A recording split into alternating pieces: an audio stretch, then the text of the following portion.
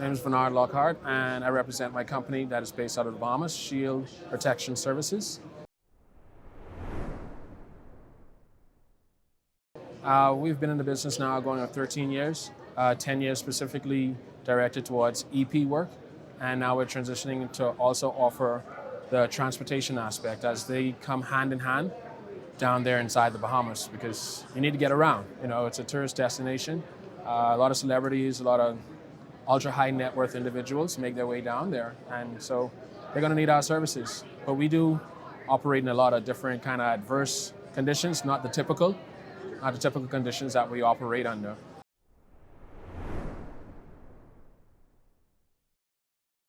Well, security in the Bahamas, it's corporate, but it's also concierge at the same time. So a lot of the work that we do, we maximize on customer service.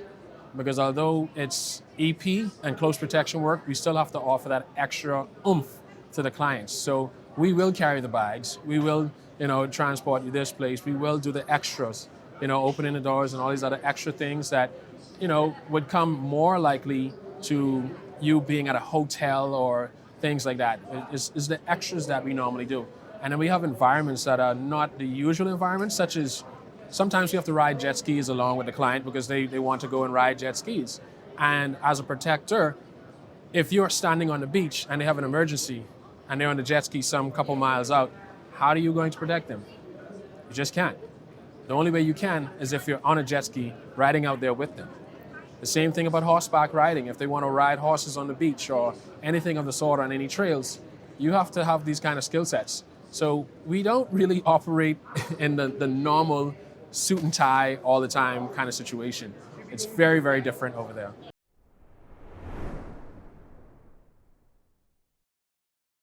Okay, there was a particular, I got two.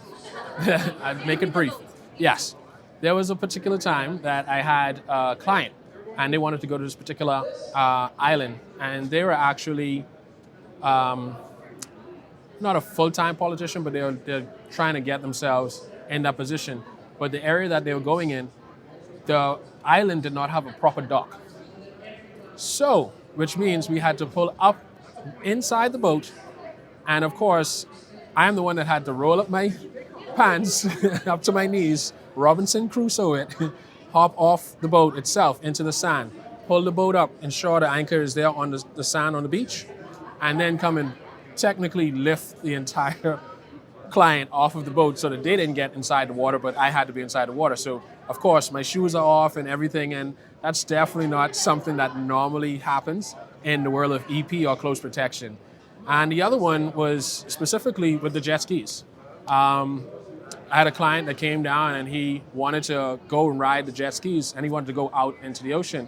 Now, based on my experience and my background previous to getting involved with the security industry, I have extensive knowledge of the islands and around the area. So I was actually able to take him out on a portion of the ocean between the islands. So they was able to actually go to the Gilligan's Island, where, remember the old Gilligan show, Gilligan's Island?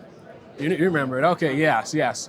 That's where they shot the footage there. So I took him there by jet ski, and he wanted to go some extra places, but because I'm very much aware of the environment and used to being out there in the waters, I was able to see that a storm was brewing, that rain was coming from another direction. I was like, hey, sorry, sir, but we won't have time to actually go that way because the storm is coming in and weather switches quick out here in the ocean, so we have to go back in. But he really, really enjoyed his time. And that actually had me in a very good position because I had one of the owners of a major entertainment company came down to meet me personally, because they were like, this is such an amazing job, and the way that you were able to handle this particular client, which he's kind of notorious for being a difficult person, but he was not difficult with me.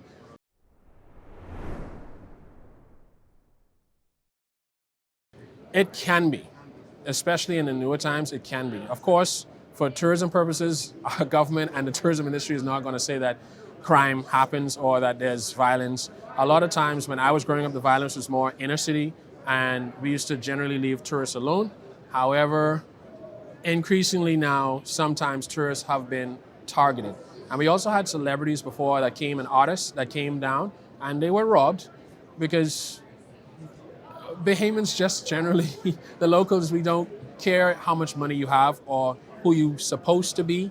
It's just, hey, if we're poor enough and you got what we want, we don't care, they're gonna take it. And that's kind of the mindset that a lot of the young people now have. So the social structure is changing now. It's not like how it was in the 80s and 90s when I was younger. So yes, security, depending on what you do and who you represent in this world. Sometimes even it's corporate mandate that they get security. And even if they don't need security, you're going to need transportation, like I said. So it's still a reason why they'll have to contact us to ensure that they can get around. Because another fun fact is in the Bahamas, you cannot rent a Suburban or a Tahoe or an Escalade by going to Alamo, Hertz, or any of those other companies. They don't offer those vehicles.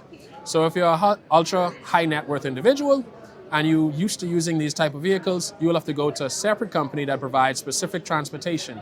And it's a bit more, but hey, that's the only way. If you want the service, you're gonna have to pay for that kind of service. But that's how it's structured down there in the Bahamas. How do you assess and prioritize potential security risks for a high profile individual? First of all, for me to answer this question, if it's me directly with the client, we do the threat assessment as usual. However, I am usually the person being subcontracted. So I don't usually have to even deal with this information. I just get the general information and the basics from my contractor, the person that's contracting me for the job. So that's another unique thing about my position. I'm usually never the person that the individual contacts directly. So when the person tells me the client is so-and-so, I'm usually given that information, believe it or not, I'm usually only given that information within the week of the individual coming, or maybe a few days ahead. And that is a time that I have to prioritize and figure out, all right, what are gonna be the routes? What is the things that this person may be interested in? I need to go ahead and advance plan for potential things and entertainment that they might want as well. And that is one of the things that we actually do. And I use that in a way that I can actually mitigate the risks when I have them with me. Because particular clients, they might want to go to the gentleman's club, and have that kind of entertainment. So because of that kind of profile I have on the individual, I would have and have already went ahead and went to 2 gentlemen's clubs there and had persons made aware that I may or may not be coming with a particular client, and I need to be able to get inside and outside, and I also need them to add extra security, and I also want some officers that I know I would put in place so that they're there as well, so they have support. So although it looks like I'm just walking in or one of my agents is just walking in with the client, we got a bubble of protection that's already established before we even arrived.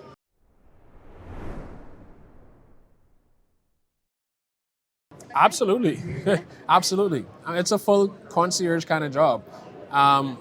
The training and stuff that I've gotten over the years, that's always kind of a topic for discussion where persons will be like, I'm macho, man. I'm not paid to hold an umbrella. I'm not paid to lift a bag or anything of the sort. But it really doesn't take anything. No, we have an expression, no skin off your back, to do that for the client. It really isn't. There's no difference. It's just something extra you can add to make the client's life a lot easier.